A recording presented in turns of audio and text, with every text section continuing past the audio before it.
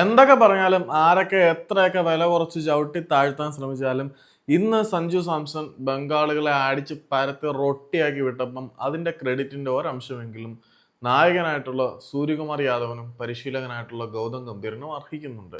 കാരണം ഇന്ന് post match പ്രസന്റേഷനിൽ പ്ലെയർ ഓഫ് ദ മാച്ച് പുരസ്കാരം സ്വീകരിക്കുന്ന വേളയിൽ സഞ്ജു സാംസൺ തന്നെ പറഞ്ഞിട്ടുണ്ടായിരുന്നു, തുടർച്ചയായിട്ട് 2 മത്സരങ്ങളിൽ പരാജയപ്പെട്ടു, ശ്രീലങ്കയിൽ വെച്ചും തുടർച്ചയായിട്ട് 2 ഡക്കുകൾ നേരിട്ട സാഹചര്യത്തിൽ ഞാൻ കേരളത്തിലേക്ക് മടങ്ങി ഇനിയൊരു തിരിച്ചുവരവ് ഉണ്ടായില്ല എന്ന് പ്രതീക്ഷിച്ചു. കഴിഞ്ഞ 2 മത്സരങ്ങളിലും മികച്ച പ്രകടനം നടത്താൻ കഴിഞ്ഞില്ല.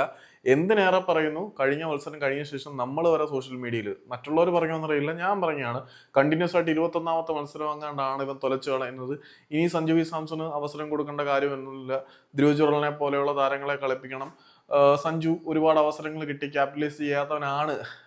പിന്നെ ഇന്ത്യൻ നാഷണൽ ടീമിന്റെ ഒരു പരിപാടി ഈ ഒരു സെറ്റപ്പിൽ തന്നെ ആയിരുന്നു. 2 മത്സരമൊക്കെ സഞ്ജു പരാജയപ്പെട്ട ഇനിയില്ല, തേർഡ് T20 വേറെ ആളെ പരീക്ഷിക്കുന്നതായിരുന്നു. അവിടെയാണ് സൂര്യകുമാർ യാദവിന്റെയും ഗൗതം ഗംഭീറിന്റെയും പിന്തുണ എത്രമാത്രം സഞ്ജുവിൽ ഉണ്ടായിട്ടുണ്ട് എന്ന് മനസ്സിലാക്കേണ്ടത്. കാരണം ഗൗതം ഗംഭീർ പല തവണ സഞ്ജു സാംസണ് പരസ്യമായിട്ട് പിന്തുണ പ്രഖ്യാപിച്ചിട്ടുള്ള ആളാണ്. ഇപ്പം സൂര്യകുമാർ യാദവ് നമ്മുടെ T20 വേൾഡ് കപ്പ് ട്രോഫിയുമായിട്ട് നടത്തിയ വിക്ടറി പരേഡിലൊക്കെ ഈ സഞ്ജുവിന് വേണ്ടി ആർപ്പ് വിളിക്കാൻ ആരാധകരോട് പറയുന്നതൊക്കെ നമ്മൾ കണ്ടതാണ്. പിന്നെ സൂര്യക്ക് ഈ വൈകി വന്നവന്റെ വേദന നന്നായിട്ട് അറിയാം. കാരണം സൂര്യയുടെ പ്രൈമേജ് ഒന്നും ആരും പരിഗണിക്കാതെ അവഗണിക്കപ്പെട്ടതാണ്. അതിന്റെ കാര്യത്തിൽ ഗൗതം ഗംഭീറിന് നല്ല കുറ്റബോധവും കാര്യങ്ങളൊക്കെ ഉണ്ട്. സോ ഗൗതം ഗംഭീർ എന്ന പരിശീലകനും സൂര്യകുമാർ യാദവ് എന്ന നായകനും സഞ്ജു സാംസണിൽ അർപ്പിച്ചിരുന്ന വിശ്വാസം, ഇന്നത്തെ മത്സരത്തിൽ അവസരം കിട്ടിയത് ഗംഭീറിന്റെയും സൂര്യയുടെയും വിശ്വാസം തന്നെയാണ്. ആ വിശ്വാസം സഞ്ജു സഫലീകരിച്ചു എന്നുള്ളതാണ്.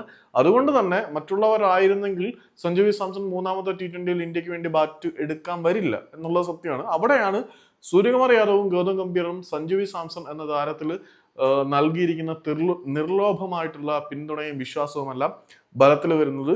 ഈ ഒരു ഇന്നിങ്സിന് സഞ്ജു സാംസണോടൊപ്പം സാംസൺ ഗൗതം ഗംഭീറിനോടും സൂര്യകുമാർ യാദവിനോടും കൂടി കടപ്പെട്ടിരിക്കണം. മലയാളികളുടെ അഭിനന്ദനത്തിന്റെ ഒരു ഭാഷണെങ്കിലും അവർ അർഹിക്കുന്നുണ്ട്.